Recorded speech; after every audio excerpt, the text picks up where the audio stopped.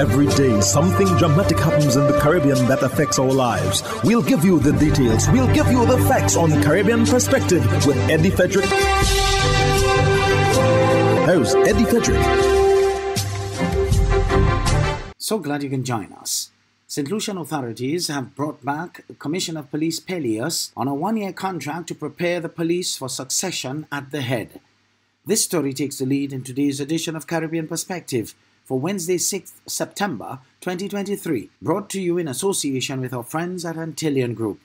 Details after this important message. Believe in our strength, we'll stand by you. Protection from all perils big and small. Reassurance we give, it's so glad to see. Peace of mind, that's our service guarantee. We look after all our family. Yes, we do at every opportunity. Antillean Group, underwriters of all classes of insurance solutions for your protection and investment. Live well financially.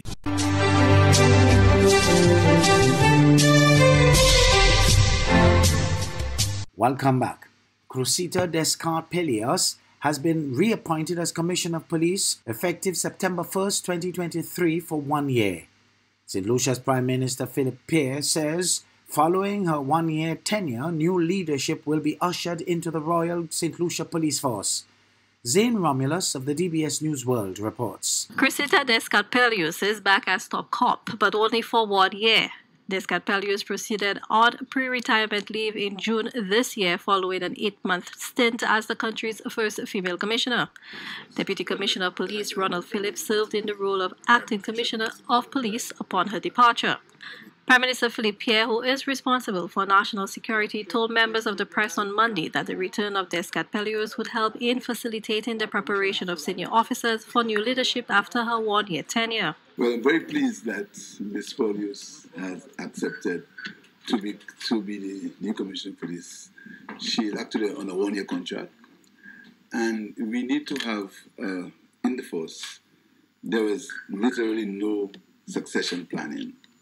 We have a core of young officers who are very capable, but we needed some time so that they could get the necessary training, they could get the required training and the experience. So Ms. Pelias is there for 1 year, so there can be a smooth transition into new leadership in the force. So she's there for 1 year, and after this year, the force is going to be on the new, younger leadership. Questions have been raised about Ronald Phillips' suitability for the role of police commissioner by some, including the opposition United Workers' Party. The Prime Minister was questioned about whether this was in any way related to the reappointment of Descartes Pelias. I just said so. Mr. Philip was acting commissioner, and I just said that Ms. Pelias is the new commissioner for 1 year to allow us time to usher new leadership into the police force. Mr. Philip did a stolen job as acting commissioner of police. Mr. Philip was responsible. I noticed you no longer complain about passports again. Prime Minister Pierre has expressed the intention to bring in younger leadership. When asked if Deputy Commissioner Ronald Phillips was being considered for the role after the current commissioner's departure, the Prime Minister gave a non-committal response. I never have a crystal ball. I'm not even sure what will happen in a few seconds. I can't say that. The question remains as to which of the current senior police officers will fit the profile of being young and ready to take the role of top cop 1 year from now. For the DBS News World, I am Zane Romulus. After police recovered $21 million worth of cocaine in Mayaro and rumors of multiple connected murders, the fallout from the missing drug shipment continues along the east coast of Trinidad and Tobago. CNC3 News visited Mayaro, Manzanilla and Guayagayari last week and was told by terrified residents that they need more protection from armed men in search of the product. Joshua Simongal of CNC3 News, together with Kellyanne Lemmercy, has more. Every weekend, scores of people come to the East Coast seeking serenity in the shoreline's natural beauty. But since cocaine mussels began washing up along the length of the coast in mid-August, more and more outsiders are coming in search of trouble. From Toko down to Guayari, coastline residents are gripped with fear. We are not feeling safe at all because, with this drugs business is killing. You don't know who could come by, who could interfere with you, and I'm not feeling safe. I'm not feeling comfortable with it, and I wish that something could be done. People are scared because they don't know who they'll suspect. They will see by a new car tomorrow, they feel it's drugs. Tales of villagers who did and did not pick up parcels being intimidated, beaten, or even killed are the talk of the country.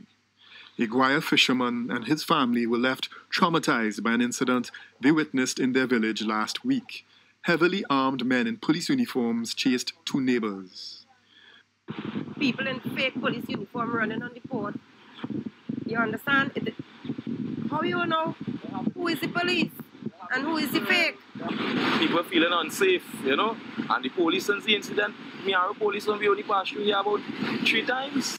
MP for Mayaro, Rushton Parry, claimed that while police are doing their best, they don't have the required support. He admitted that Mayaro is in fear. We have 25 miles of coastline here to patrol. When you have 3 vehicles in Mayaro, I have heard stories as MP of home invasions where young men are boastfully saying that they pick up a block somewhere and they have it in their homes, and the bandits are bracing their homes, beating the mothers and fathers and searching for the drugs. Despite all the chaos caused by the missing drugs, many villagers understood why some people opted to pick up parcels. Without people will take a chance to do it because at the end they don't have nothing. No work, nothing. If I see one of the parcels right now, me not touching it because I feel like I'm dead. Police Commissioner Erla Hayward Christopher told CNC3 News that measures have been intensified in response to concerns by residents and recent incidents in the area. Joshua Simongal, CNC3 News. You're listening to Caribbean Perspective with Eddie Frederick, in association with our friends at Antillean Group, underwriters of all classes of insurance solutions for your protection and investment. Live well financially.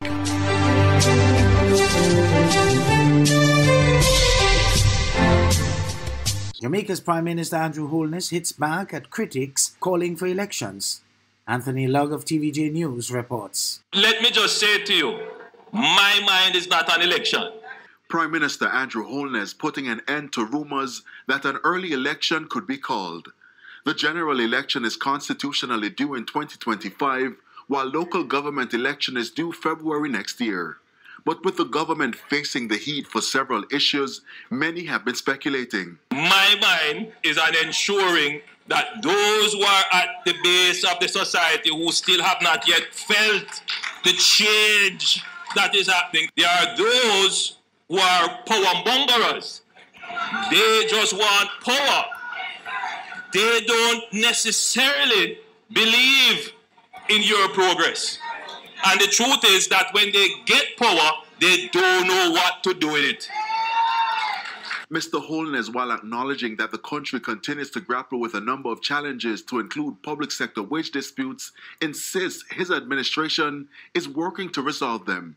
And with frustration growing among the population, a message to Jamaicans. I want you to know that your pain points today, the pressures you face today, are being seriously addressed by your government. It is just that you can't see the fruition of the effort because it takes time. Now, you have to decide as the electorate, you have the power to decide, right? Do you want a government that will strategically, robustly, and intelligently address your issues, or will you deal with a government that is going to come and promise you short-term fixes that won't work? Meanwhile, the opposition People's National Party continues to blast the government for what it describes as the gross mismanagement of the country. In fact, the PNP has also been questioning the data released surrounding unemployment, poverty, and the economy in general. The point is that what took decades to get to this point, the breakdown in our social system, the breakdown in our road maintenance, the breakdown in our financial management, is not going to happen like this with a snap overnight. But what you can be sure of is that this government has started the process of recovering Jamaica stronger and recovering Jamaica better than it was before. Anthony Lug, TVJ News. The Guyanese government has officially asked Canada and various European nations to lift visa requirements for Guyanese citizens. However, no similar request has been made to the United States of America, the USA. HGP's Tiana Cole filed this report and gave us a peep into some other valuable regional highlights. This was disclosed by outgoing U.S. Ambassador to Guyana, Sarah Ann Lynch, during her final press conference on Thursday. The diplomat was questioned about whether her nation was considering removing the visa requirement for Guyanese citizens. This was her response. I'm not aware of any request. She, however, noted that the United States will continue to welcome Guyanese, however through legal means, while acknowledging the significantly large Guyanese diaspora there. Our goal at Embassy Georgetown is to ensure that there are legal pathways, if you will, to come to the United States, to visit, whether you're a tourist or whether you have children in school, whether you're a student. And also there's the immigrant visa path. We welcome them. We welcome Guyanese to the United States. The diaspora is quite large, and so a lot of people have deep family ties, economic ties, and as I said, educational ties to the United States. So we welcome that large number of Guyanese into the United States and doing so legally. The United Kingdom eliminated the need for visas to visit that European country for those with Guyanese passport last year. According to reports, Guyana is already discussing the potential for a visa-free travel with Italy, the British Virgin Islands, and Mexico. And just last month, President Irfan Ali announced that Guyana's request for visa-free travel to the Shenyang area has received backing from at least 5 European nations.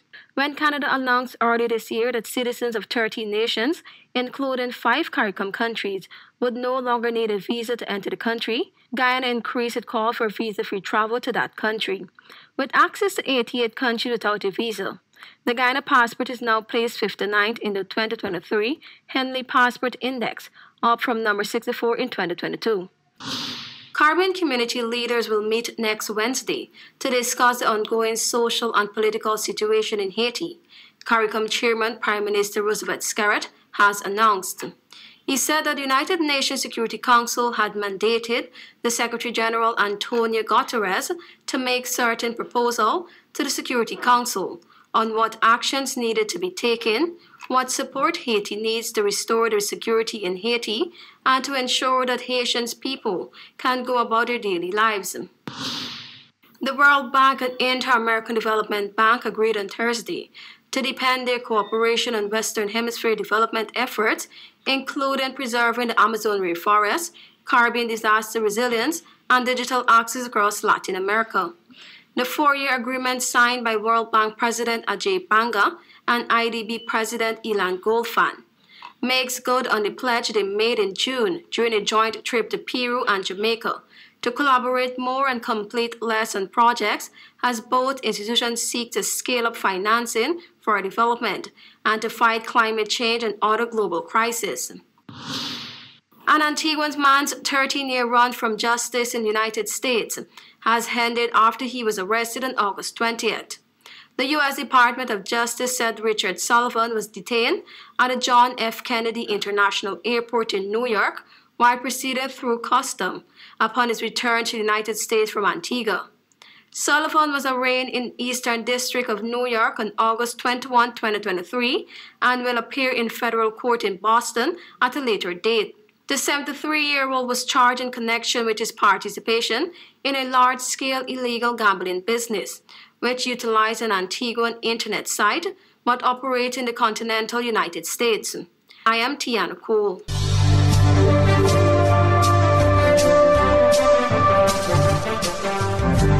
I am Eddie Frederick. This has been Caribbean Perspective, a whole new approach to highlighting developments in the Caribbean. In the meantime, please follow us on Facebook and subscribe to our YouTube channel for daily regional news and more, in association with our friends at Antillian Group.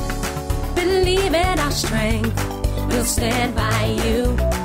Protection from all perils, big and small. reassurance we give. It's so clear to see. Peace of mind, that's our service guarantee.